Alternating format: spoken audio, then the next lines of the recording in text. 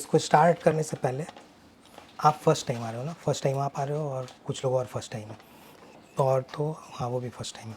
तो कल तो मैंने आपको बता दिया था कैसे हम करते हैं, आपको भी थोड़ा सा आइडिया है कैसे करते हैं इसमें।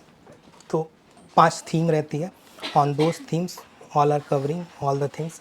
क्वेश्चंस कुछ शेयर होते हैं, लाइक 4 क्वेश्चंस आर शेयर्ड। एक क्वेश्चन आपको यहीं पे उसमें रहता है, that question you have to write for checking of the answers, ठीक है। यही फॉर्मेट चलता है इसमें फॉर द राइटिंग पर्पस, ठीक है। सो द आइडिया इज़, पिछली बार भी मैंने सबको बताया था, आइडिया ये है कि whatever you are reading उसको आप कितने डेप्थ में आप रिसर्च कर सकते हो, और how you can replicate over here, कितना आप अच्छे से रिप्लिकेट कर सकते हो, वही आइडिया है लिखने के लिए। तो जितना अच्छा कंटेंट आपका यहाँ लिखोगे आप बिना देखे, एग्ज़ाम में आप उसको थोड़ा सा और अच्छे से लिख सकते हो, यही आइडिया है इसका, ठीक है। सो बिफोर स्टार्टिंग, लास्ट वाला तो हमने थीम डिस्कस कर लिया था, उसमें कोई इशू है लास्ट वाले में, डीप फेक वगैरह एक बार आप लोगों ने देख लिया था, सॉल्यूशन भी मैंने शेयर कर दिया था, ठीक है। नाउ नेक्स्ट थिंग इज़, ये इस बार का 5 थीम है। पिछले बार वाले में इस बार ज़्यादा अच्छा लिखा नहीं किसी ने, सुमित का थोड़ा सा अच्छा था, अंकित का थोड़ा सा अच्छा था, पता नहीं जैसे आप लोग के पास शायद कंटेंट नहीं है उस पर, आपका भी उतना सही नहीं है जितने जिसने लिखा था, या चिराग ने भी, चिराग आपने लिखा था ना, मतलब जिसने लिखा था आपका भी कंटेंट ठीक नहीं है, मतलब 3 ही क्वेश्चन आपने अटेम्प्ट किया है। तो कंटेंट इस पर मतलब अच्छा होना चाहिए, पता नहीं आप लोगों का क्यों अच्छा नहीं था इस पर। खासकर एक डायस्पोरा वाला जो क्वेश्चन था उस पर कंटेंट नहीं है मोस्टली लोगों के पास।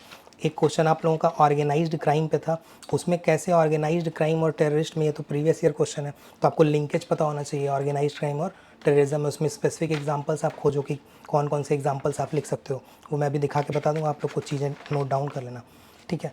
फिर लास्ट वाले में सिविल सर्विस वाला तो ठीक लिखा है, लास्ट वाला यही 2 क्वेश्चन सही से मेजरली लोगों ने नहीं लिखा है, मतलब जो डायस्पोरा वाला और ये वाला। और पहला क्वेश्चन जो है वो केवल इसने सही लिखा है, सुमित ने, पहला क्वेश्चन जो बाइलैटरल रिलेशन पे था। तो क्वेश्चन था bilateral relationship between Bhutan and India has a deep historical roots and evolve in response to changing regional and global dynamics. तो दूसरे डायमेंशन पे किसी ने फोकस जनरली नहीं किया है, दूसरे डायमेंशन पे उसने किया है, जनरली लोगों ने नहीं किया है, मतलब प्रियांशु ने भी नहीं किया है, जो ठीक ठाक आपका नंबर आता था। तो हिस्टोरिकल रूट्स इसने लिखे हैं, इसने फिर दूसरे वाले डायमेंशन पे भी फोकस किया है। जनरली आप लोगों ने लिखा नहीं how it is evolve response to changing regional and global dynamics, ठीक है। तो मैं दिखा देता हूँ एक बार कि क्या क्या है इसमें and how we are going to do. कुछ कुछ चीज़ें मैं लिखवाता चलूँगा, आप लोग लिख लेना ताकि आपके पास वो कॉन्टेंट ठीक ठाक बन जाए, ठीक है। So before starting about the themes, these are the themes, जो लोग पहली बार देख रहे हैं, ये 5 थीम्स हैं। मैंने जनरली 1-to-1 सेशन में बताया है where we have to research on the content, कहाँ कहाँ से हम कंटेंट रिसर्च करते हैं। लाइक इंडिया भूटान में what are the policies, foreign policies कौन सी हैं, आपको एक बार रिसर्च करना है, neighbourhood first policy and other policies which are related to it. अगर आप एक बार देख लोगे and in that aspect you can write those things. तो इस पर रिलेटेड पॉलिसीज़ अभी हम डिस्कस करते हैं। एक क्वेश्चन इसमें हिस्ट्री का है। अब मैं क्या करूँगा, कुछ कुछ अप्रोच, जैसे अभी तक मैंने इथिक्स का कोई भी क्वेश्चन नहीं डाला है, क्योंकि मोस्टली आप लोग का इथिक्स कवर नहीं है और इथिक्स लिखने में अभी थोड़ा सा आपका वो नहीं है, इस वजह से मैंने अभी इथिक्स का कोई क्वेश्चन नहीं डाला है। हिस्ट्री का हम लोगों ने कुछ कुछ किया हुआ है पहले से। तो हिस्ट्री लिखने का मैं आपको तरीका बताता हूँ, हिस्ट्री वाले क्वेश्चन जो भी आएंगे, खासकर मॉडर्न हिस्ट्री और वर्ल्ड हिस्ट्री के, ठीक है। और 2 लाइन की ही बात है, ज़्यादा कुछ है नहीं। तो अगर मॉडर्न हिस्ट्री और वर्ल्ड हिस्ट्री का आपके पास कोई भी क्वेश्चन आपके मेंस में आता है, जैसे जो हमारा क्वेश्चन था गदर मूवमेंट पे, वो स्पेसिफिक क्वेश्चन था, तो 2 तरह के क्वेश्चन आएंगे जब आप एग्जाम में जाओगे, तो 2 तरह के हिस्ट्री पे मॉडर्न और वर्ल्ड में आपको मिलेंगे। एक टाइप का क्वेश्चन होगा जो स्पेसिफिक डिमांड होगी, जिसकी स्पेसिफिक मतलब आपसे कुछ स्पेसिफिक चीज़ें पूछ रहा होगा वो, जैसे हम लोगों ने ये क्वेश्चन किया, उस पर आपके पास नॉलेज होना चाहिए। लेकिन जनरली जब आप एग्जाम में जाओगे तो बहुत सारे क्वेश्चन होंगे जो स्पेसिफिक नहीं होंगे, जो मोस्टली मतलब बहुत ब्रॉडर एस्पेक्ट पे होंगे। तो जब ब्रॉडर एस्पेक्ट पे जर्नलिस्ट क्वेश्चन आए, मतलब जनरल टाइप का कोई भी क्वेश्चन आए, और खासकर वो मॉडर्न हिस्ट्री का है, तो उस थीम पे आपके पास, मैंने पिछले बताया था कि उस थीम पे आपके पास क्या होना चाहिए, किसी न किसी हिस्टोरियन का कोई स्टेटमेंट होना चाहिए, ठीक है। जैसे गदर वाला क्वेश्चन था, तो आप लोगों को, मतलब सुमित ने किसी का लिखा है और किसी ने नहीं लिखा है, तो आपके पास हिस्टोरियन का कोई स्टेटमेंट होना चाहिए। तो आप एक पेज पे बना लो, मतलब आप पिछले प्रीवियस ईयर क्वेश्चन सारे देखो, प्रीवियस ईयर क्वेश्चन में जो जो थीम इन लोगों ने पूछी है, उन थीम्स पे एक बार एक एक स्टेटमेंट जो आपको लगे अच्छा कि ये याद किया जा सकता है, ऐसे कोट्स आप लिख सकते हो। और ट्राई करो 2 साइड का कोट, मतलब एक बैलेंस टाइप का होता है जो प्रो होता है, एक होता है जो अगेंस्ट में कोट होता है। 2 तरह का कोट आप लिख लो किसी एक थीम पे, जैसे गदर में 2 तरह का कोट लिख लो, ताकि आप कंक्लूड करते टाइम अगर निगेटिव एस्पेक्ट लिखना चाह रहे हो तो वो कोट से आप कर सको, और पॉजिटिव लिखना चाह रहे हो तो जो प्रो वाली स्टेटमेंट है उससे कर सको। ये काम आपको केवल प्रीवियस ईयर क्वेश्चन के थीम्स पे करना है, कि 1857 पे क्वेश्चन आ रहा है तो आपके पास इंट्रोडक्शन में वो रेडी है चीज़ें। इसी तरह गदर मूवमेंट पे जैसे क्वेश्चन आया, क्योंकि ये न्यूज़ में था, तो हो सकता है आ जाए, ठीक है। तो इस पे अगर आया तो आपके पास कुछ वो हो, जैसे उसने कुछ एक अच्छा कोट लिखा है, मतलब स्पेसिफिक अभी मैं आपको बताऊंगा वो पढ़ के। तो ये चीज़ समझ में आई, अपने को थिंकर ये खोज लेना है, आप लिखना पड़ेगा आपको। जो आप लोग क्वेश्चन बनाते हो, जो मैं आप लोग को प्रीवियस ईयर क्वेश्चन की कॉपीज़ बनवाता हूँ, उसमें एक पेज पे आप लोग ये लिखते चलो हर थीम पे, ताकि आपके पास वो रेडी रहे, वो आपको याद करना पड़ेगा, तभी आपका आंसर अच्छा होगा। तो ये इससे क्या करोगे, इस कोट से आप या तो आप कॉन्क्लूड कर रहे होगे कोई चीज़, या तो आप इंट्रोड्यूस कर रहे होगे कोई चीज़, ठीक है। तो मैंने आप लोग को इंट्रोडक्शन लिखना जब बताया था, तो मैंने बताया था कि कैसे आप कॉन्टेक्स्ट या करंट अफेयर से आप दे सकते हो या डिफाइन कर सकते हो चीज़ें। इसमें तो वो आप कर नहीं पाओगे majorly, you can not define the things. आप उसके पीछे का रेफरेंस दे सकते हो कि कैसे वो इवेंट वहाँ तक पहुँचा। जैसे गदर मूवमेंट था तो उसके ओरिजिन के बारे में आप लिख देते पहले में, कि how it has originated, what was the circumstances और what was the reasons to emerge those. तो वो आपका एक अच्छा इंट्रोडक्शन बन जाता। उसके साथ आप कोई कोट ऐड कर देते। तो ये एक इंट्रोडक्शन का तरीका होता है हिस्ट्री में कभी भी लिखने का, मॉडर्न हिस्ट्री और वर्ल्ड हिस्ट्री में। स्पेसिफिक पूछेगा तो आपके पास नॉलेज होना चाहिए। अब दूसरी बात, जब आपने इंट्रोडक्शन में कोई थिंकर या इस तरह का कुछ लिख लिया, रेफरेंस वगैरह दे दिया, तो दूसरा काम आपको क्या करना है इसमें, जब भी जेनरिक क्वेश्चन आए तो दो तरह से आप सोचो कि who are the stakeholders which are involve in it. ठीक है, कौन कौन से स्टेक होल्डर्स हैं जो इसमें इन्वॉल्व हैं। ठीक है, जैसे गांधी जी पे कोई क्वेश्चन आया तो आप सोचो उस पर्टिकुलर नॉन कॉपरेशन पे कोई क्वेश्चन आया, so what are the stakeholders which are involve. तो आपको वो पॉइंट जनरेशन का थॉट देने लगेगा, अच्छा अच्छा पॉइंट आपके पास आने लगेगा लिखने का, क्योंकि आप लोग पढ़े रहते हो तो आपके पास पॉइंट्स आ जाएंगे। तो एक ये है, और दूसरा आप जो आप जनरली आप लोग पढ़ते हो वो पेस्टल वाला जो आप लोग अप्रोच पढ़ते हो, जनरली आप लोगों ने सुना होगा ये।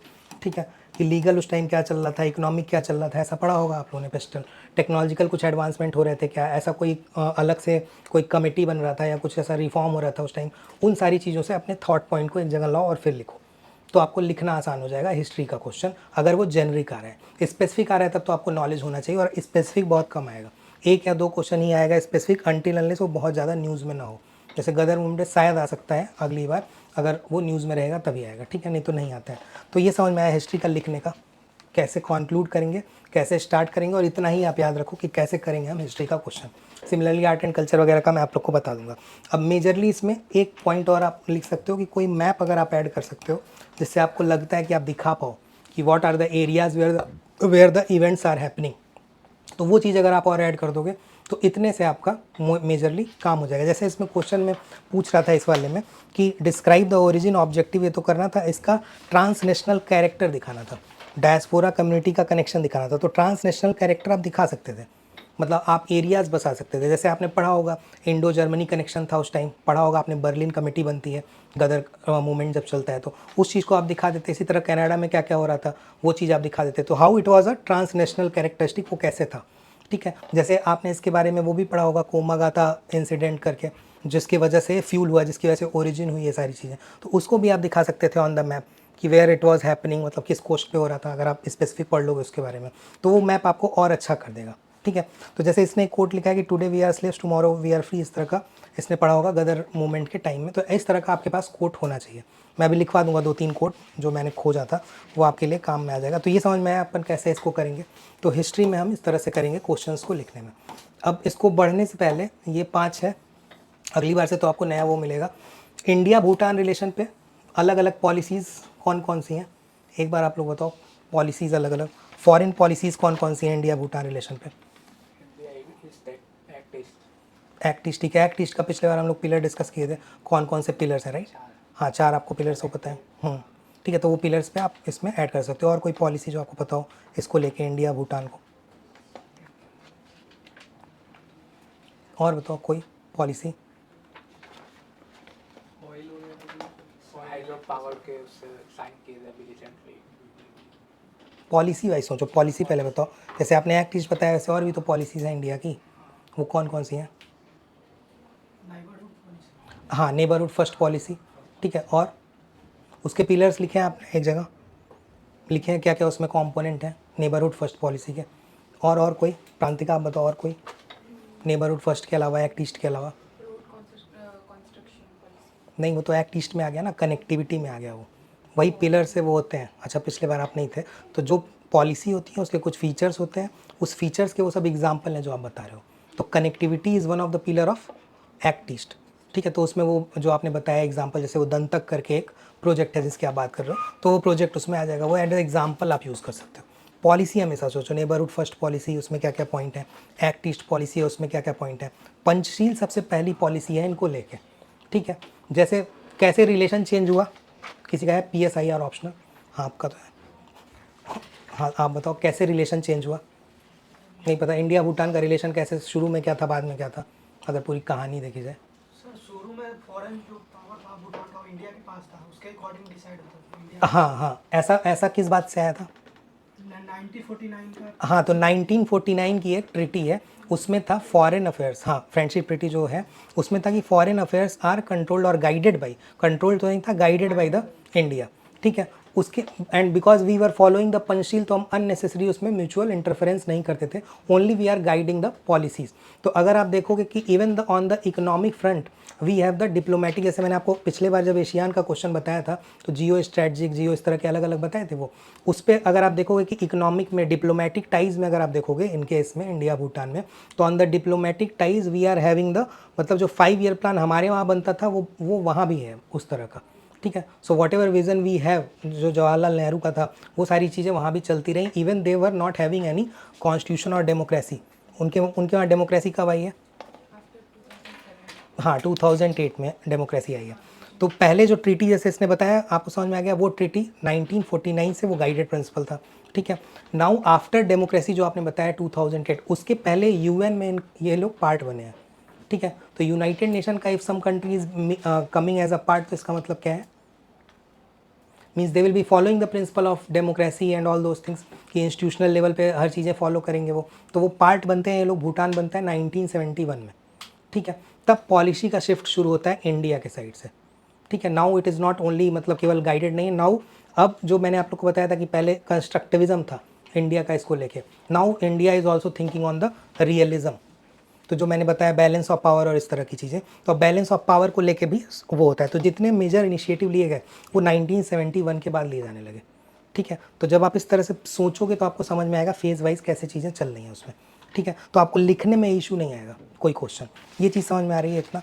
अब जब डेमोक्रेटिक इनका जब वो हो जाता है, once they are getting means the democratic things, तो 2007 में जो ट्रीटी हुई उसमें क्या मेजर चेंज हुआ, आप बताओ प्रियांशु। सर जो फॉरेन वाला था वो हट गया, क्लॉज जो था, हाँ और तो और मेजर यही था कि फॉरेन उसका जो इंडिपेंडेंस हो गया भूटान का, और जो भी भूटान जो अब दूसरे कंट्री के साथ रिलेशन बनाएगा वो इन्फॉर्म करेगा इंडिया।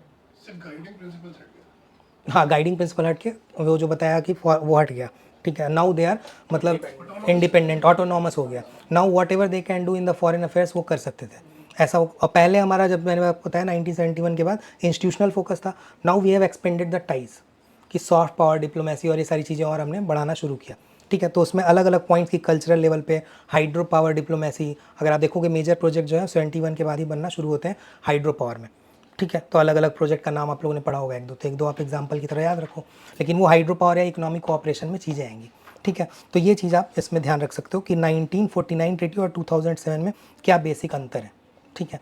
पूछेगा तो नहीं प्रीलिम्स में, लेकिन आपको समझ में आ गया बेसिक क्या अंतर है। Previously it was guided by, मतलब फॉरेन पॉलिसीज उनकी गाइड होती थी, अब ये गाइड नहीं होती है, ठीक है। Now they are having full sovereignty, ठीक है।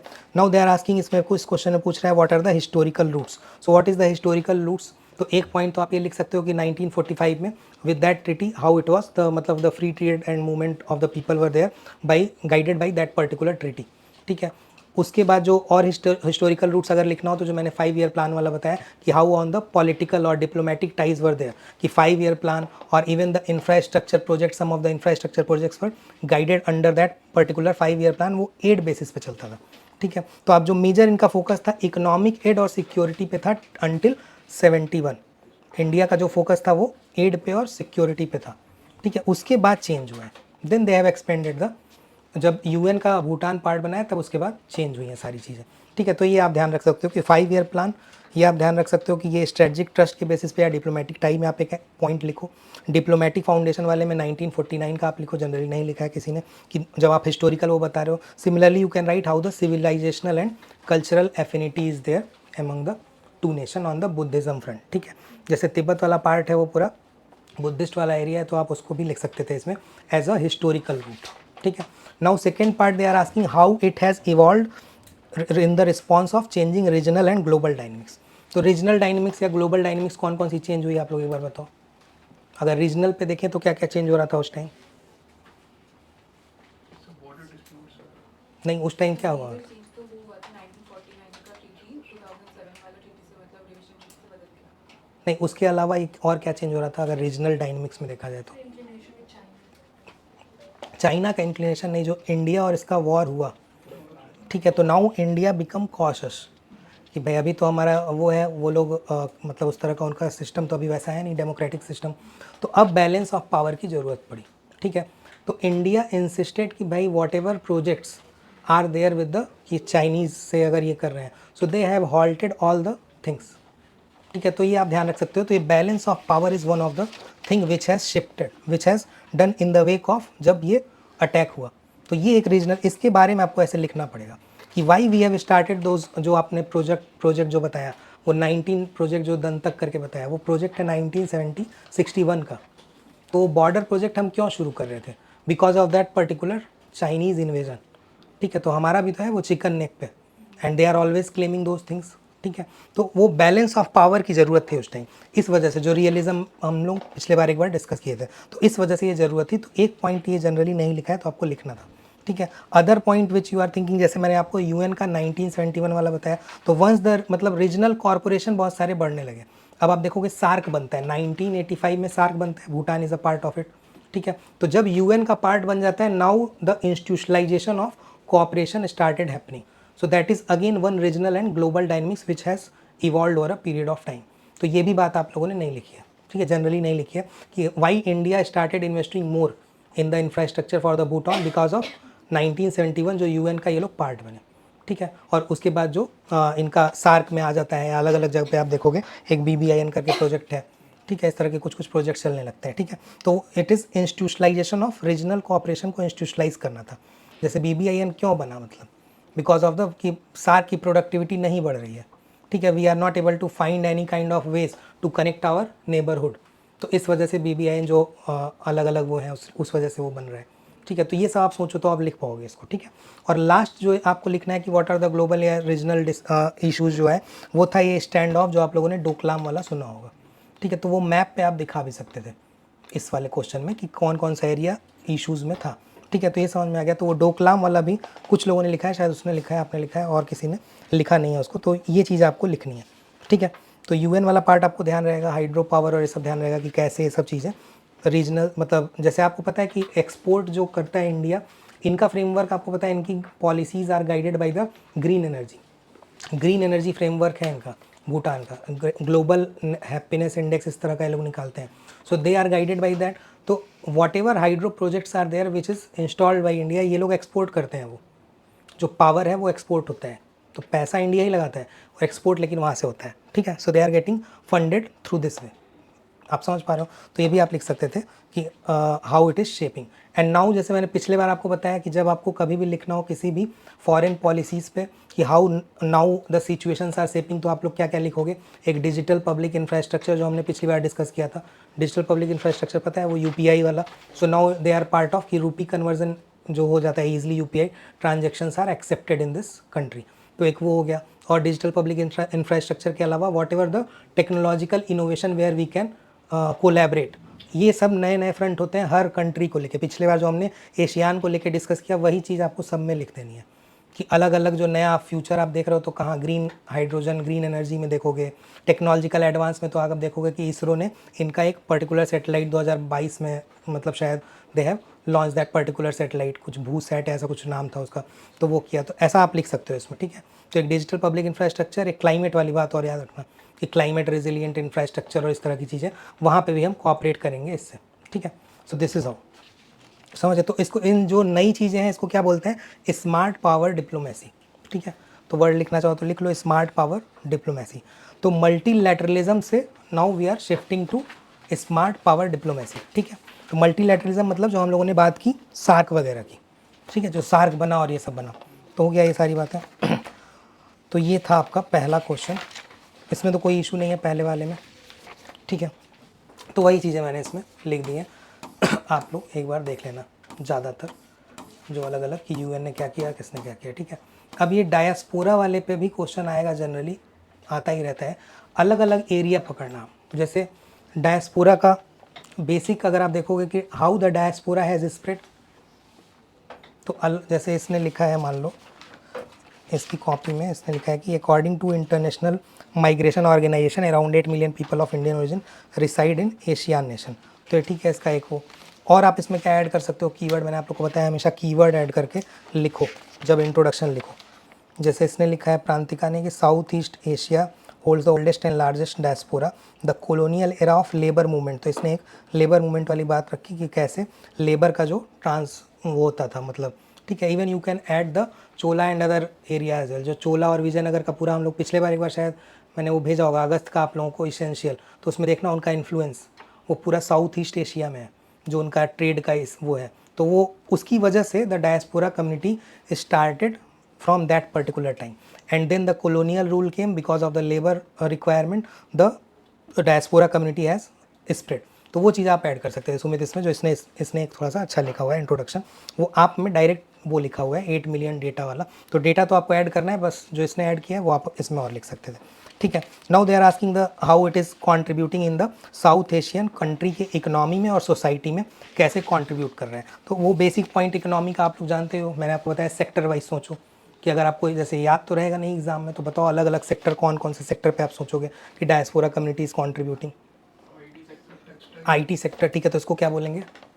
सर्विसेज। नहीं, नॉलेज इकोनॉमी का पार्ट है, ठीक है। उसमें कुछ आपको याद रहे कि भाई SCL और TCS और अलग अलग रहती हैं जनरली, इन्फोसिस और हर जगह, तो आप लिख दो कि हाउ द नॉलेज इकोनॉमी जो भी है, TCS है या अलग अलग ऑर्गेनाइजेशन है, they are led by the leaders of, मतलब जो कंट्री ओरिजिन जो हमारी है वो लोग लीड कर रहे हैं उसको, ठीक है, उन ऑर्गेनाइजेशन को। तो ये आपका पॉइंट हो गया किसका, नॉलेज इकोनॉमी का। कीवर्ड सोच के फिर लिखो। और कोई सेक्टर, प्लांटेशन, तो प्लांटेशन में कहाँ पे हेल्प करेगा? जैसे प्लांटिंग लाइक गार्डनिंग हो गया या नहीं, स्पेसिफिक बताओ, स्पेसिफिक। oil seeds, हाँ, रबर और पाम ऑयल आया था ना एक क्वेश्चन प्रीलिम्स में कि कौन सा एरिया ऑयल में रिच है, ये सब तो आया था एक बार ना, 2 साल पहले।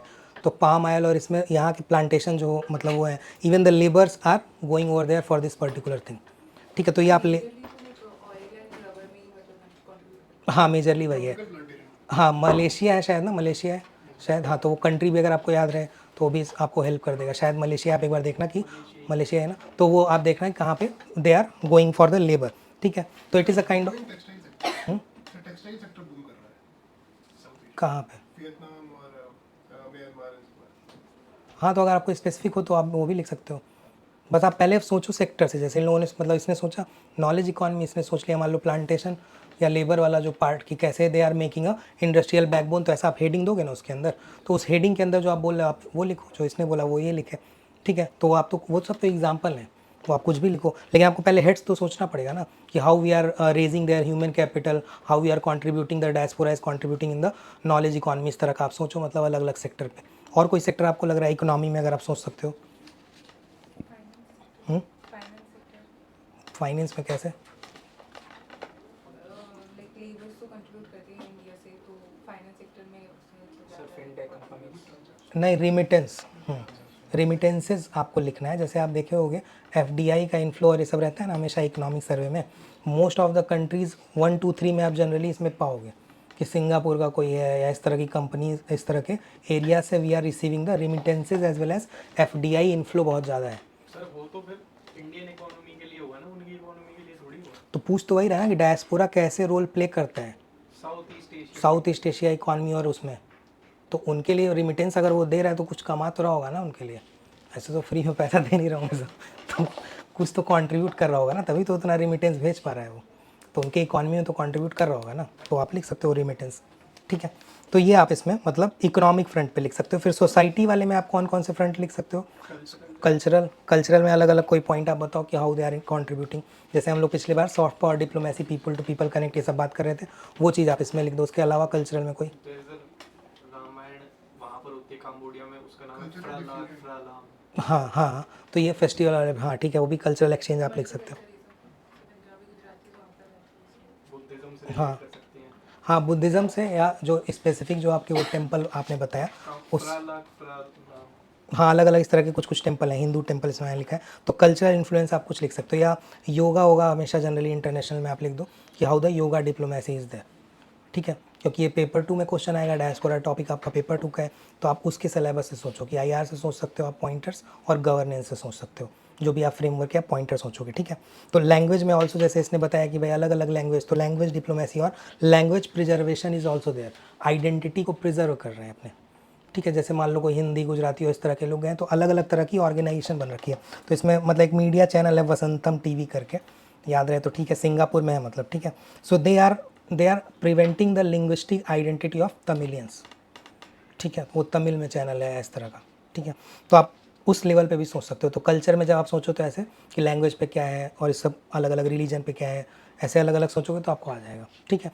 Now on the political level also you can think कि पॉलिटिकल लेवल पे what kind of how the Indian diaspora is at the level, मतलब वहाँ पे फाइनेंस मिनिस्टर वगैरह किसी का तो नाम था, तो फाइनेंस मिनिस्ट्री लेवल तक मतलब वो है इंडिया का, जो पर्सन्स ऑफ इंडियन ओरिजिन है वो उस लेवल पे है, तो डिप्लोमेसी में ही इशू नहीं आएगा, ठीक है। Even in the local governance lot of people are there, तो जो यहाँ की ओरिजिन क्या है, ठीक है।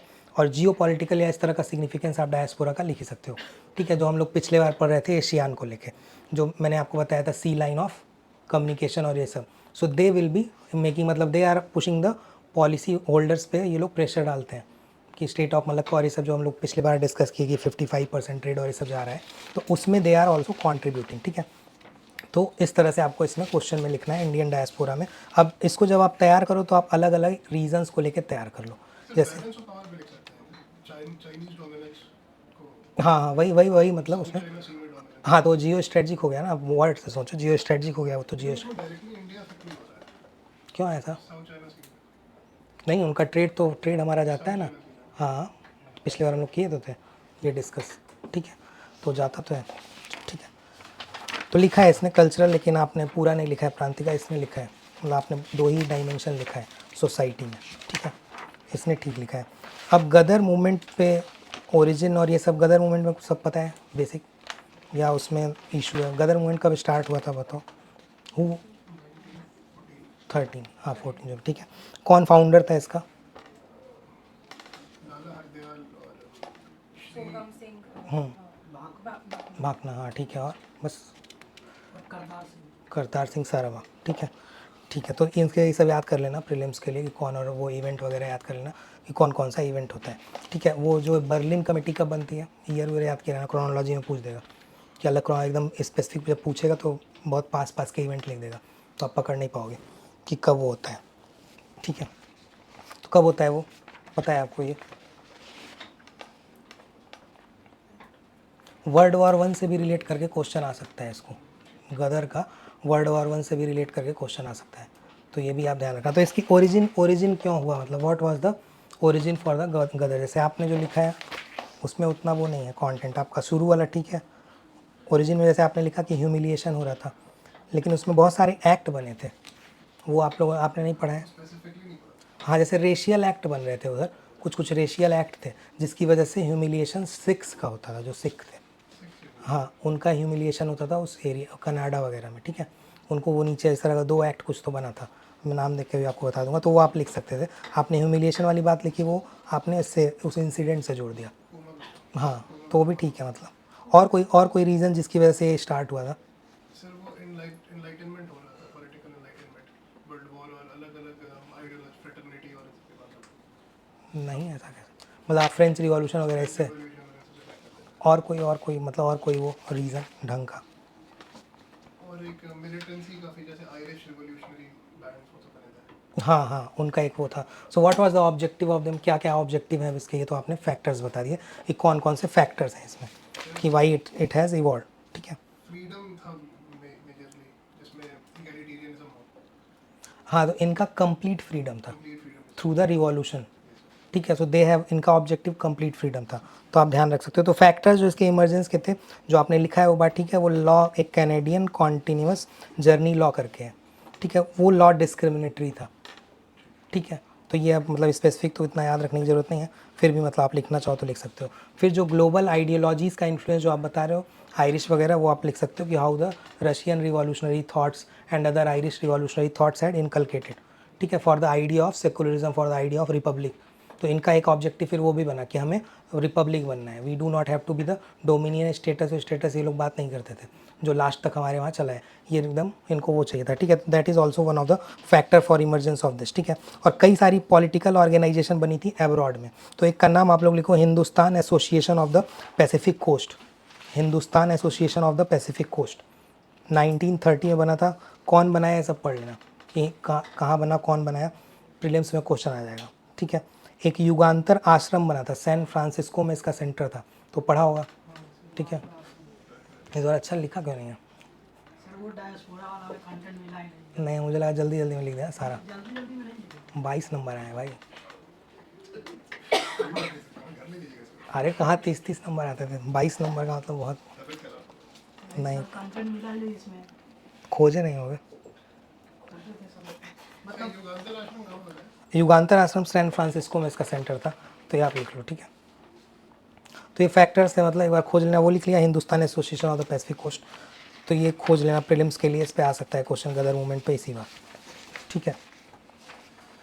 तो ओरिजिन आपको लिखना था, 4 पार्ट है इसके। ओरिजिन ऑब्जेक्टिव क्या है, ट्रांसनेशनल कैरेक्टर और connection with the diaspora community. तो ट्रांसनेशनल कैरेक्टर नहीं लिखा है इसने, ऑब्जेक्टिव लिखा है। या तो आपने चौथा छोड़ दिया है, चौथा पॉइंट, इसने 2 पॉइंट छोड़ दिए हैं क्रांतिका ने। तो ट्रांसनेशनल कैरेक्टर और इसका कनेक्शन, ये दोनों पॉइंट आपको लिखना है।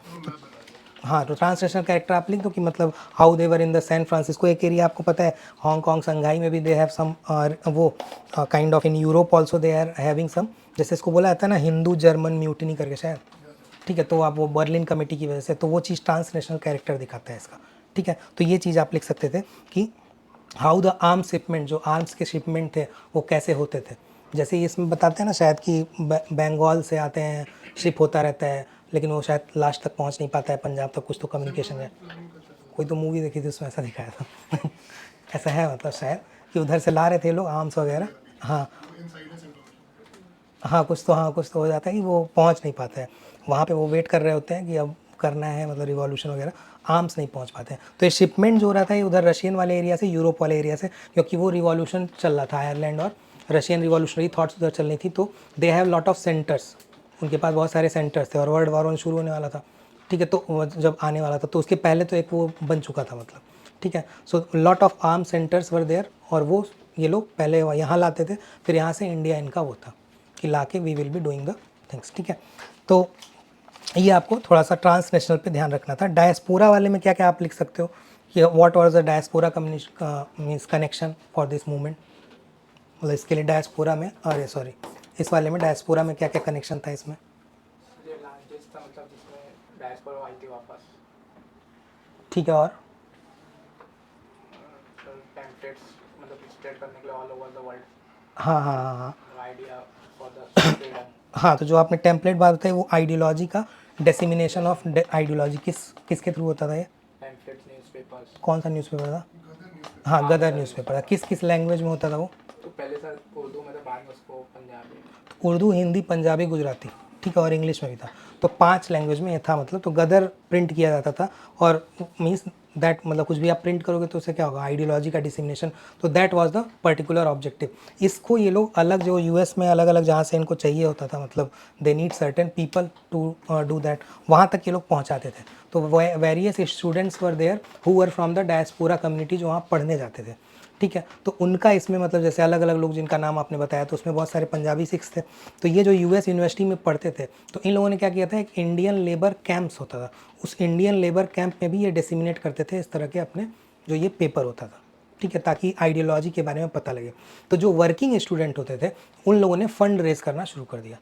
जो डायस्पोरा कम्युनिटी थी और जो वर्किंग थे, उन लोगों ने फंड रेज किया और पैसा डालना शुरू किया, भाई आर्म्स खरीदने के लिए चाहिए। तो वो चीज़ इन लोगों ने करना शुरू कर दिया। तो आपको समझ में आया कि पहले आइडियोलॉजी हुई, फिर रिक्रूटमेंट कहाँ से हो रहा था, जो लोग इसमें जा रहे थे वो लेबर वाले, मतलब जनरली देवर फ्रॉम द मतलब उस सेक्टर के थे।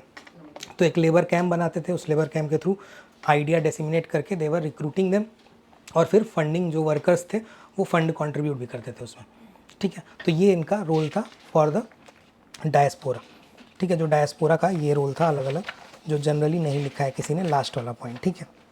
अब चौथे क्वेश्चन पे आते हैं, ऑर्गेनाइज्ड क्राइम। इसमें तो इन्फॉर्मेशन मिलना इतना आसान है नहीं, मतलब इतना मुश्किल नहीं है, तो कैसे इतना बेकार लिख दिया, मतलब कुछ है ही नहीं, मतलब जैसे तो ऑर्गेनाइज्ड क्राइम क्या होता है? What is organized crime? Organized crime क्या होता है, आप बताओ प्रांतिका। सर जैसे कुछ टेररिस्ट ग्रुप हो गया या फिर लाइक ग्रुप मिला के जो प्रॉफिट के लिए पावर के लिए नहीं, टेररिस्ट ग्रुप नहीं, आपने लिखा organize crime is a structure group that engage with illegal activities for power, money, profit through violence and corruption. Organize crime और टेररिज्म में अंतर क्या है? आइडियोलॉजी आइडियोलॉजी किसकी होती है? टेररिज्म टेररिज्म की। तो ऑर्गेनाइज्ड क्राइम तीन, मतलब पहले इन लोगों का कन्वर्जेंस नहीं था। अगर आप हिस्टोरिकल देखोगे फेजेस में, अगर तो फेज़ मतलब कोल्ड वॉर जब तक चल रहा था 1990 तक, तब तक ऑर्गेनाइज क्राइम अलग होता था, terrorism as a act was different. Terrorism was guided by ideology and organize crime was guided by profit. Profit. हाँ, उनको पैसा और ये चाहिए था। तो देयर एक्ट मतलब एक्टिंग जो उनका मेथड था, दोज मेथड्स वर डिफरेंट। उनका स्मगलिंग करना, जो आप गोल्डन क्रिसेंट और गोल्डन ट्रायंगल पढ़ते हो उसके वो रूट्स बना के देवर स्मगलिंग के, तो अलग अलग ऑर्गेनाइज क्राइम है कि ड्रग ट्रैफिकिंग करना, ह्यूमन का ट्रैफिकिंग करना, ठीक है। तो there are two types of organize crime, एक ट्रेडिशनल और एक मॉडर्न। ट्रेडिशनल में ये सब आता है जो 1990s के पहले चलता था, ठीक है, जो आप लोग जनरली देखते हो। ये जो आपने बताया कि ड्रग ट्रैफिकिंग जो आपने लिखा है, मनी लॉन्ड्रिंग या इस तरह जो, लेकिन जो आपने लिखा है कि साइबर क्राइम सिंडिकेट वो मॉडर्न में आ जाएगा, ठीक है। तो दो तरह के ऑर्गेनाइज क्राइम है। ऑर्गेनाइज क्राइम का समझ में आ गया कि मतलब पहले इन लोगों का मोटिव अलग था, दे वर गाइडेड बाई आइडियोलॉजी।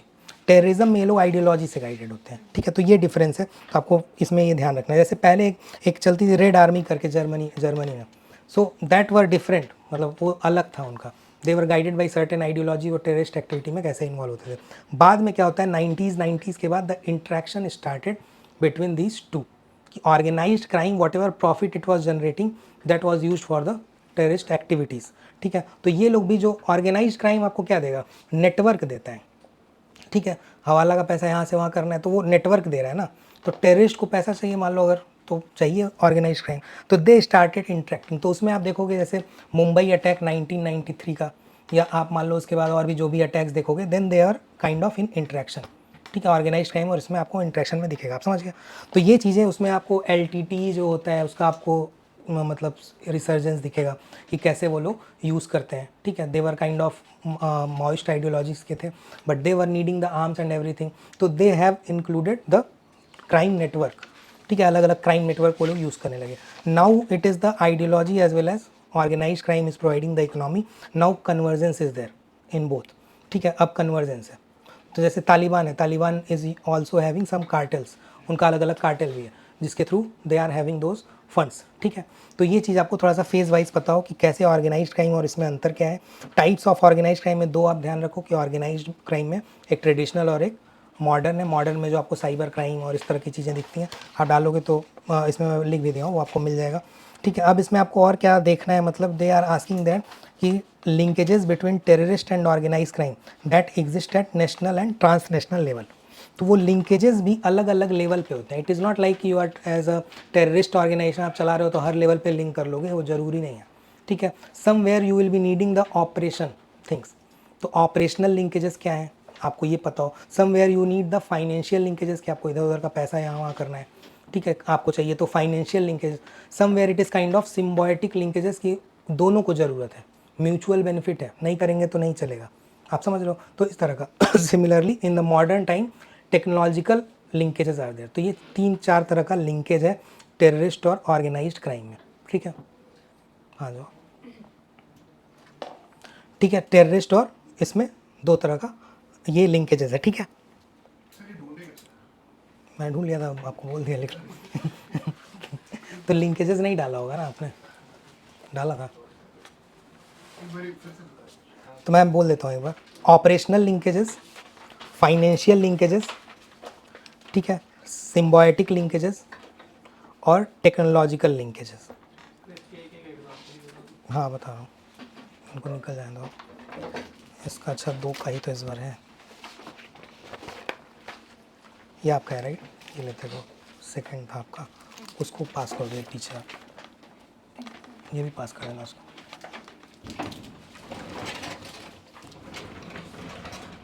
ठीक है, लिख लिया।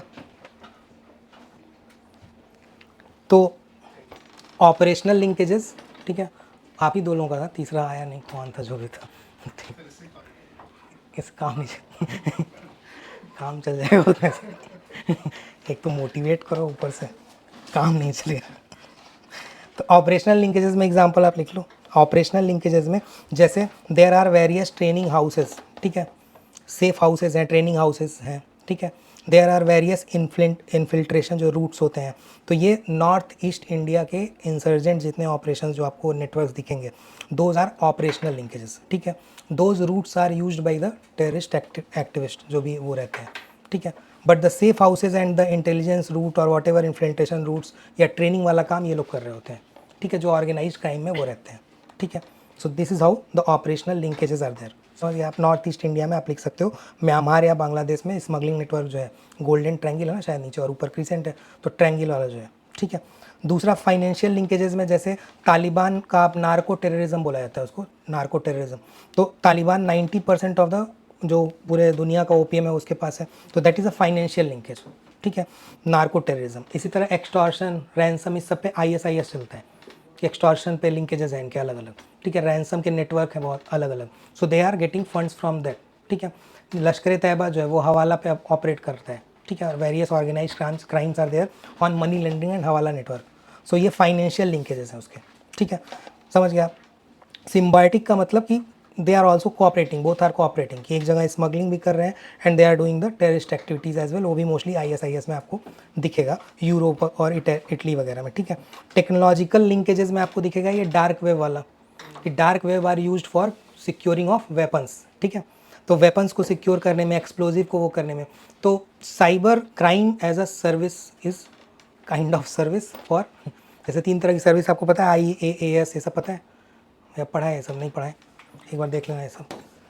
IaaS infrastructure as a service platform, ये सब पढ़ा है ना, ठीक है।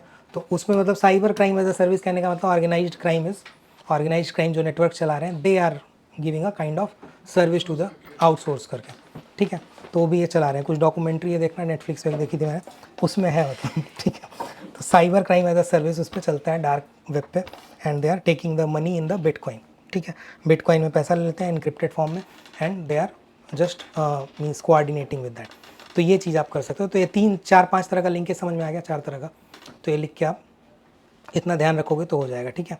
अब इंडिया में कौन कौन से फ्रेमवर्क हैं जो आपको इस पर ध्यान रखने हैं, ये तो पूछा नहीं है, इसमें लिखने की ज़रूरत नहीं है, लास्ट में कंक्लूड कर सकते थे आप बस विद द फ्रेमवर्क। लेकिन कौन कौन से फ्रेमवर्क हैं कुछ पता है, जैसे आप बताओ। इंडिया पार्टनर है FATF। नहीं, पहले सोचने का तरीका हमेशा सोचो कि जब जैसे मान लो मैंने पूछा कि भाई कौन कौन से फ्रेमवर्क हैं, तो लीगल लेवल पे कौन से फ्रेमवर्क हैं, इंफ्रा या इंस्टीट्यूशनल लेवल पे कौन कौन से फ्रेमवर्क हैं, इंटरनेशनल लेवल पे क्या फ्रेमवर्क है, तब दिमाग में ऐसे क्लटर्ड नहीं आएगा, तब लिख आराम से पाओगे। तो लीगल लेवल पे सोचो कि कौन कौन से फ्रेमवर्क हैं। जैसे UAPA एक्ट बना, उसको इनलार्ज किया गया 2019 में, ठीक है। They have included the terrorist activities in the definition, ठीक है। अब किसी को भी इंडिविजुअल को भी इंक्लूड कर दिया गया UAPA में, ठीक है। तो NIA का 93% है, मतलब MHA के according 93% is the success rate NIA का, ठीक है। तो जैसे जाकिर नायक, हफीज़ सईद, इन लोगों को मतलब as a individual terrorist now they have declared, ठीक है। तो ये लीगल, एक आप लीगल लिख सकते हो। तो UAPA में क्या क्या है, एक तो इसकी डिफिनीशन एक्सपेंड कर दी गई, और क्या किया गया था, it is covering the terror financing, terror financing को भी कवर करता है। It is covering the organised crime and terror link, उसको भी ये कवर करता है UAPA। तो एक लेजिस्लेटिव फ्रेमवर्क आपके पास ये है, ठीक है। तो उसमें आप 1-2 का हाफिज़ सईद, जाकिर नायक, इन लोगों का एग्जाम्पल ध्यान रख सकते हो। अब PMLA एक दूसरा आपका है, मनी लॉन्ड्रिंग पे, ठीक है। तो उसका बताओ उसमें क्या है, मतलब मनी लॉन्ड्रिंग में ये लोग क्या करते हैं। सर मनी लॉन्ड्रिंग में वाइट करते हैं ब्लैक को, ब्लैक और हाँ, तो मान लो जैसे आप PMLA के वो अधिकारी, मतलब आप उसको वो कर रहे हो एग्जीक्यूट, आपके पास इंफॉर्मेशन कहाँ से आएगी, sir intelligence bureau NIA। National crime record. नहीं और। तो ये आपको मतलब जैसे ये सब पता रहे थोड़ा सा, तो एक तो हम लोगों ने पढ़ा कि भाई अलग अलग लीगल फ्रेमवर्क हैं।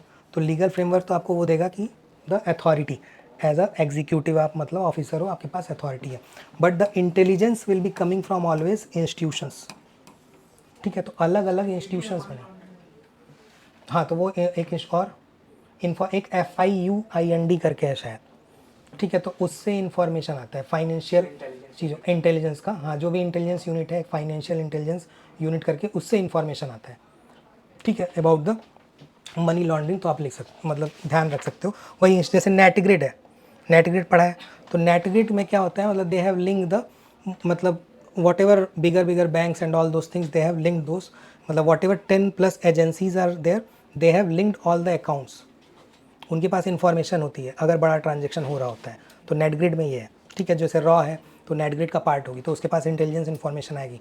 इफ़ समवन इज इमिग्रेटिंग तो उसका डेटा होगा उसके पास, ठीक है। या मान लो कहीं बड़ा ट्रांजेक्शन हुआ तो उसका नेट ग्रिड के पास वो डेटा होगा, जिससे ये लोग वो कर, या एविएशन का भी डेटा इनके पास होता है, ठीक है। जैसे बोलते हैं ना, ये उन लोगों को पता था तो फिर कैसे वो चला गया, कौन, वो नीरव मोदी वगैरह, तो ऐसा नहीं होता कि पता नहीं होता है, मतलब वो चले जाते हैं कहीं नेट ग्रिड के पास है वो, ठीक है। तो इंफ्रा, मतलब आप इंस्टीट्यूशन लेवल पे सोचो, लीगल लेवल पे आपको 2 एक्ट पता लग गया। एक NIA एक्ट और है जो सारी टेरर एक्टिविटी को देखता है, जो आपको पता है कि it is a investigative body.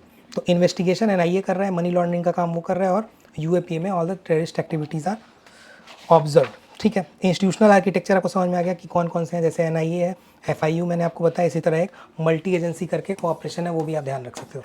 तो कुछ कुछ इंस्टीट्यूशंस हैं जो ध्यान रखो आप, उसके बारे में अलग से क्वेश्चन नहीं आएगा, लेकिन जैसे NIA पे एक बार आया हुआ है, ठीक है, इस पे आया हो सकता है शायद, अगर जब चेंज हुआ था, जब UAPA में शायद चेंज हुआ था तो उस टाइम क्वेश्चन आया था। तो अगर जब तक वो न्यूज़ में नहीं है तब तक नहीं आएगा। NIA हमेशा रहता है न्यूज़ में, तो इसको डिटेल में पढ़ लो आप कि क्या करता है, ठीक है, क्या सक्सेस है, क्या चैलेंजेस हैं, ये सारी चीज़ें आप ढंग से इसमें पढ़ लो, ठीक है। दिख रहा है ये थोड़ा सा, ठीक है। ये उतना, ये मल्टी एजेंसी सेंटर है, they are having the intelligence sharing, ये मैंने आपको बता दिया how it is tracking the financial transaction, और नेट ग्रिड आपको समझ में आई गया। So these are the things where, और फिर इसी तरह व्हाट आर द बॉर्डर पे कौन कौन से मेजर लिए जा रहे हैं, ये जो आप पिछली बार सागर वाला बता रहे थे, वो बॉर्डर सेफ्टी मेजर्स में आता है, ठीक है। तो वो चीज़ आप ध्यान रख सकते हो। इंटरनेशनल लेवल पे FATF है, ठीक है, उसका पढ़ लेना कि क्या है, ठीक है। ब्रिक्स के मेंबर बढ़ गए, पता है, ये सब पढ़ लेना वो सब, अच्छा ठीक है। तो ये आपको पता हो इसमें। अब वे फॉरवर्ड में कुछ कुछ कमेटी के रिकमेंडेशन लिख लो इसमें। वे फॉरवर्ड में मान लो कभी आ जाए कुछ आपको इस पे ऑर्गेनाइज्ड पे, तो इसमें मैंने लिखा नहीं है, आपको मैं बोल देता हूँ, कुछ कुछ चीज़ें लिख लो बस एक एक वर्ड में कि क्या क्या आप करोगे। तो एक्ट तो क्लियर हो गए सारे, ठीक है। अब अलग अलग वे फॉरवर्ड में, जैसे एक माधव गोडबोले कमेटी है, ठीक है। तो Madhav Godbole committee on the internal security, वो ध्यान नहीं रखना है बस। ये कमेटी का रिकमेंडेशन क्या है, they have advocated for central anti organised crime agency, central anti organised crime agency, ठीक है। उसी नोट्स में आप ऐड कर लेना जहाँ बनाते हो, central anti organised crime agency, ऐसा इन्होंने बोला, लिख लिया, ठीक है। एक वोहरा कमेटी है, ठीक है। They said that we have to create unified national crime terror database, एक unified national crime terror database बनाना है, ठीक है। वोहरा कमेटी ऐसा बोलती है। It is also saying that we have to make blockchain forensic labs, unified national crime terror database, ठीक है। और क्या बोलती है कि blockchain forensic labs in all states, ठीक है। हमें हर स्टेट में ब्लॉकचेन फॉरेंसिक लैब बनाना है। जो माधव गोडबोले वाला आपने लिखा था, वो उन्होंने ये भी बोला, उनकी कमेटी ने, कि we have to introduce AI based predict threat analytics system, ठीक है। AI based predict threat analytics system, ठीक है,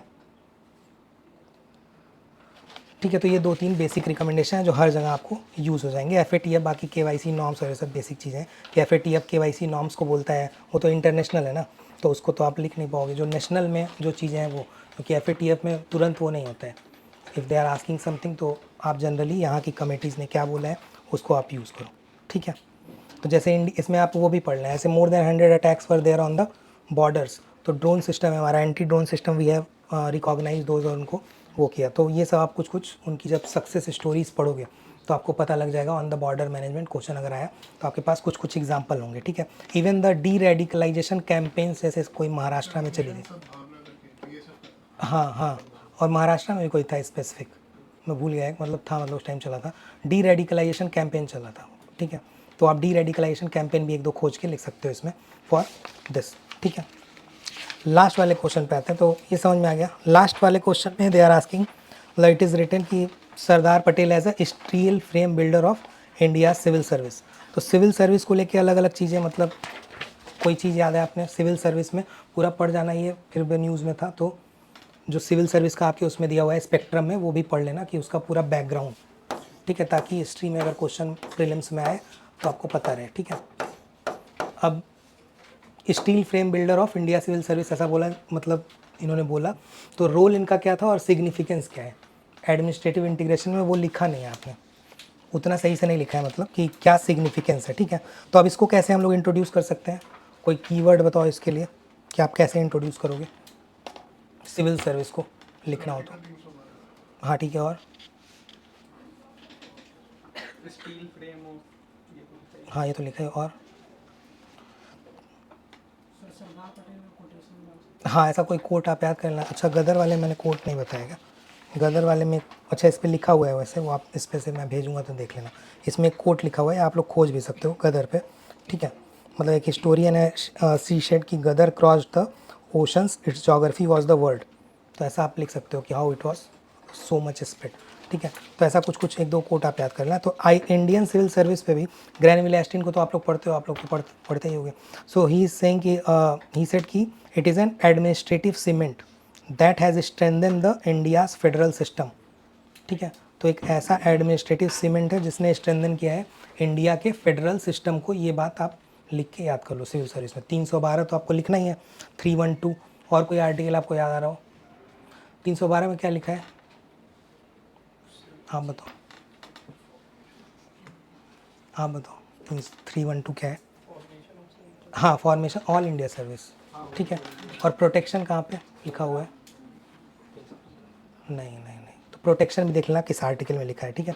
शायद 310 और 11 में है, 310 एंड 311 में, ठीक है। तो प्रोटेक्शन ऑफ सिविल सर्विसेज वो 310 और 311 से है, ठीक है। So these are the steps, मतलब ये जो कॉन्स्टिट्यूशन में आया ये इनका रोल था, जो वो पूछ रहा है कि व्हाट आर द स्टेप्स। तो जो ICS पहले चलता था, he has transform into IS and IPS, तो उस टाइम भाई बहुत सारे अलग अलग वो हो रहे थे, मतलब अगर आप 47 से लेके 50 तक का टाइम देखोगे तो वो तो बहुत सारे वायलेंस थे, दिल्ली रॉयट हुआ, ठीक है, पंजाब में कम्युनल वो चल रहा था, तो that is means that was the requirement, ठीक है। इवन जूनागढ़ में आप देख सकते हो कि हाउ मतलब एडमिनिस्ट्रेटिव लेवल पे कोई तो काम करेगा, तो administration was overlapped with the army system at that time, कहने का मतलब they were coordinating with that particular things army में। तो आप वो चीज़ लिखो, वो स्टेप्स में आपको लिखना पड़ेगा स्पेसिफिक कि इंटीग्रेशन, भाई ये पोस्ट इंडिपेंडेंस का क्वेश्चन है, तो उसमें आप सोचो कि जूनागढ़, हाँ मतलब एक दो पॉइंट है, मतलब सही, ऐसा नहीं है कि आपने बहुत बेकार लिखा है, ठीक है। तो इंट्रोडक्शन समझ में आ गया कैसे लिखेंगे। तो कॉन्स्टिट्यूएंट असेंबली में इसका डिबेट जब किया गया था, मतलब तो इवन ही हैज़ हाईलाइटेड कि सरदार पटेल ने हाईलाइट किया था कि ICS is the steel frame of this country, ठीक है, इन्होंने ऐसा बोला कॉन्स्टिट्यूएंट असेंबली डिबेट में, ठीक है। फिर आप ग्रैनविले एस्टिन का जो मैंने आपको बताया वो याद रख लेना एक बात, ठीक है। Then what are the steps he has taken, मतलब इनका रोल क्या था, तो he has recasted that ICS into IS and IPS। तो IS IPS क्या क्या काम कर रहे हैं, तो आप पॉलिसी लेवल पे आपको समझ में आएगा। रिफ्यूजी क्राइसिस हुई तो they were coordinating with each and every agencies, उनके बिना वो चीज़ें मतलब मुश्किल था, तो ये काम आप एक देख सकते हो। Then introduction of the constitutional framework जो आपने बताया, वो भी एक आप लिख सकते हो कि these are also the steps for that, ठीक है। फेडरल कैडर सिस्टम का भी इन्होंने इस्टेब्लिशमेंट पे फोकस किया था, फेडरल कैडर सिस्टम होना चाहिए फॉर नेशनल यूनिटी। तो फेडरल अगर रहेगा, मतलब आपको पता है ना कि मतलब डेपुटेशन होता है और इस तरह का, ये सब चीज़ें भी इन्होंने लाई थी कि डेपुटेशन पे जाना और ये सब, ठीक है। जैसे इन्होंने एक ऑल इंडिया सर्विस लियाइजन डिवीज़न बनाया था, सेंट्रल डेपुटेशन रिजर्व बनाया था, जैसे जब सेलेक्ट हो जाते हैं तो there is a deputation reserve हमेशा रहता है, आपको कभी भेजा जा सकता है डेपुटेशन पे, कि आप मान लो कहीं वो and your name is also in the deputation on the basis of the work, तो आपको डेपुटेशन पे भेजा जा सकता है किसी और जगह पे भी, ठीक है। तो वो रिजर्व बनाने की बात भी इन्होंने की थी कि सेंट्रल डेपुटेशन रिजर्व बनाया जाए फॉर यूनिटी एंड इंटीग्रिटी, ठीक है, कि जब भी ज़रूरत पड़े। तो हैदराबाद जब क्राइसिस हुआ तो that has ensure, that has shown कि व्हाट द जो फेडरल कैडर सिस्टम इन्होंने प्रपोज किया, that has worked in the Hyderabad crisis, ठीक है, जो आपको दिखता है उस टाइम, ठीक है। Even it has the administrative integration जो प्रिंसली स्टेट्स का था, तो वो भी आप लिख सकते थे कि how they have played the role, तो ये सारे रोल इनके बिना नहीं हो पाते।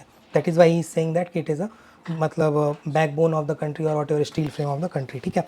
तो ये चीज़ आप इसमें लिख सकते थे, वैसे मैंने इसमें लिख दिया है वो सारी चीज़ें, मतलब बहुत ज़्यादा मुश्किल क्वेश्चन है नहीं है। अब now what is the significance, तो अगेन सिग्निफिकेंस में आप सिविल सर्विसेज के significance in the post independence era जो जो आपको दिखता है वो आप इसमें लिखो। फिर ये लिमिट करना है वहाँ तक कहाँ था, इंडिपेंडेंस हाँ, अगर पेपर 1 में क्वेश्चन आएगा तो आपको पोस्ट इंडिपेंडेंस से सोचना है। मतलब कहाँ तक है? पोस्ट इंडिपेंडेंस मतलब 1990s में जब तक रिफॉर्म फॉर्म की बात गया। न्यू नहीं हाँ, नया कुछ आप लिखना चाहो तो कंक्लूजन में लिख सकते हो। लिख दिया। हाँ, अगर कंक्लूड करना चाहो तो आप नए में लिख सकते हो, लेकिन शुरू में आप लिखो क्योंकि पटेल से वो कनेक्ट कर रहे हैं। तो अगर ऐसा, तो अगर पटेल से कनेक्ट कर रहे हैं तो जब तक 70s तक आप लिख दो कि what effective role they have played.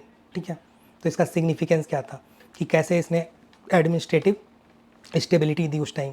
जैसे प्लान इकॉनमी जब बनाई गई तो यही लोग तो काम कर रहे थे 5 ईयर प्लान वगैरह इस सब पे। मेरिट बेस्ड सिस्टम इन्होंने ही तो बताया ताकि उस पर पॉलिटिकल बायस ना रहे। तो मेरिट बेस्ड सिस्टम इन्होंने लाया, एग्जाम वगैरह, सिक्योरिटी ऑफ टेन्योर की बात की, तभी पॉलिटिकल बायसनेस नहीं होगी। तो ये चीज़ें आप इसमें इंक्लूड करके लिख सकते हो। ठीक है, समझ गए आप। और पहले ऐसा भी था, ऐसे अलग अलग स्टेट में क्या था, सबका अलग अलग रोल चलता था, तो आपकी यूनिफॉर्मिटी नहीं रहेगी एडमिनिस्ट्रेशन में, तो दिक्कत होगी। तो इससे यूनिफॉर्मिटी आ गई in the code of conduct, in the services rules, इस समय यूनिफॉर्मिटी आ गई। जैसे जो भी यूनिफॉर्म, तो उससे फ़ायदा हुआ इंडिया को। ठीक है, तो ये चीज़ आप लिखो, मतलब कि these things in the post independence context. Generally आपको पोस्ट इंडिपेंडेंस कॉन्टेक्स्ट के एग्जाम्पल उठा के लिखने हैं। ठीक है, तो ये समझ में आ गया। So these are the things, इसमें मैंने लिख दिया है, आप एक बार देख लेना मोस्टली। अब ये की कॉपी है जो मैंने आज ग्रुप में शेयर भी की है। ठीक है, लिखने का तरीका आपको कभी भी किसी भी कॉपी से कंटेंट नहीं उठाना है। ठीक है, everybody can write other things, content आप मत उठाओ, केवल स्ट्रक्चर कोई कैसे करता है, what kind of headings they are putting, कैसे उसको बनाते हैं वो आप देखो। जैसे किसी का मैंने उसमें ग्रुप में डाला है, उसने ऑर्गेनाइज क्राइम पे एक बड़ा अच्छा कुछ तो डायग्राम बना दिया, तो ठीक लगा तो मैंने उसको क्रॉप करके डाल दिया। तो वो चीज़ आप मतलब वो उसमें क्या है वो नहीं, तो इसका स्ट्रक्चर अच्छा है। अगर आप देखोगे, देखो इसने लिखा है कि फॉर्मल रिलेशन कैसे उस टाइम था, तो इसने अलग अलग पॉइंटर्स लिखे हैं। ठीक है, तो लाइन बनाना ही मुश्किल होता है। You will also be having the knowledges, आपको भी पता होगा दंतक और ये सब कुछ, लेकिन ये लाइन बनाना मुश्किल है। जब आप एक्चुअल लिख रहे हो उस टाइम, तो लाइन बनाना वही ट्राई करो आप यहाँ पे इस पर्टिकुलर उससे, कि आपकी वो अच्छी लाइनें निकलें जब आप बना रहे हो। तो ठीक है, so these are the things. इसमें इवोल्यूशन वगैरह इसने ठीक से लिखा हुआ है। ठीक है, तो सबके उससे देखो आपकी ये लोग कंक्लूजन में क्या लिखते हैं, कभी कभी किसी का अच्छा होता है, कभी कभी इंट्रोडक्शन किसी का अच्छा होता है। ये जो अंडरलाइन करते हैं बीच में, ये करना जरूरी होता है? नहीं ज़रूरी नहीं है, उसको उसकी आदत है। अगर नहीं कर पाते हो तो मैंने आपको शायद बताया भी है, आप कैपिटल वर्ड लिखो। जैसे इंपॉर्टेंट वर्ड हाईलाइट करोगे, मुझे चेक करने में आप लोग की कॉपी 20 मिनट लगता है। मतलब मुझे कंटेंट, मैं तो पढ़ा हूँ तो मुझे पता है कंटेंट क्या है।